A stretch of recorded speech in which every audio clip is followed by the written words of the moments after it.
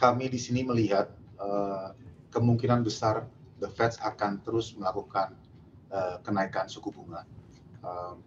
Mungkin kalau kita di Standard Chartered view-nya July 50, September 50, November 25 basis points. So end of year mungkin kita melihat suku acuan Fed akan berada di level 3%.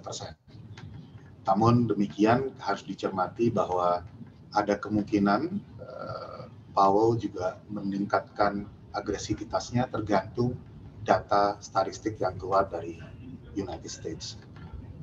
Kita lihat kemungkinan di awal tahun 2023 US Fed Funds akan berada di sekitar level 3,25 sampai 3,5%, dan harapan kami inflasi pada saat itu agak lebih terkontrol sehingga akan flattish sampai akhir tahun atau 2023 dan mulai menurun di 2024. Itu view kami, Mas Bimo.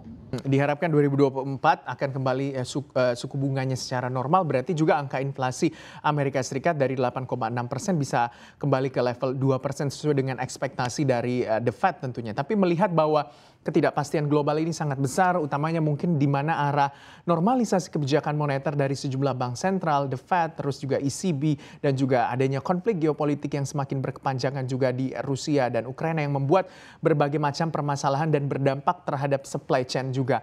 Nah, dari kacamata Anda, dengan pernyataan Presiden Joko Widodo juga ya Pak Adi dan juga Pak Royadi, bahwa ada sejumlah negara yang akan menghadapi krisis, bahkan mungkin ketika krisis bisa saja juga ekonomi negara-negara ini mengalami kejatuhan. Nah, mitigasi risiko apa tentunya yang disiapkan oleh perbankan, utamanya mungkin apa juga yang menjadi perhatian perbankan di tengah banyaknya uncertainty secara global, dan seperti apa mitigasi yang akan dilakukan oleh perbankan? Saya mau ke Pak Royadi terlebih dahulu. Ya, makasih Mas Gifan. Tentu saja di perbankan ini ada beberapa risk yang benar-benar kita jaga ya. Yang pertama dari liquidity risk. Memang kalau melihat saat ini liquidity di perbankan di sistem Indonesia cukup memadai ya.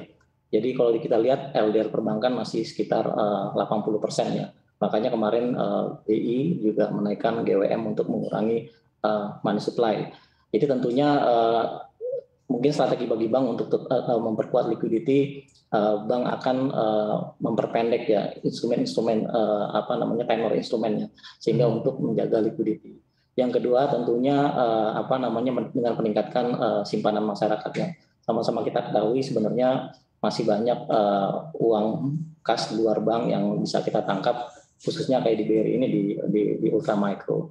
Itu dari sisi liquidity risk. Kalau dari sisi market risk, tentunya kita jaga seperti net open position kita, mungkin akan kita bikin bank akan membuatnya imbangnya match, sehingga dampak dari risiko nilai tukar akan lebih termitigasi.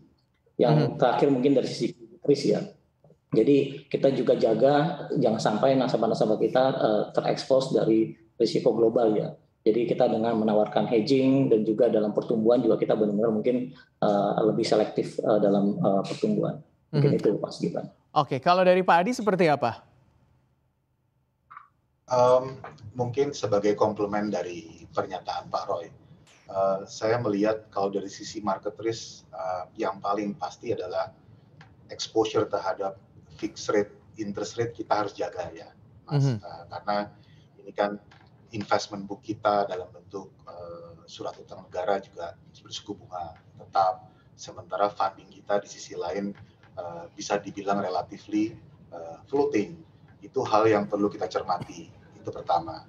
Kedua, saya juga melihat bahwa mungkin dari sisi aset kita harus melihat duration atau jangka waktunya.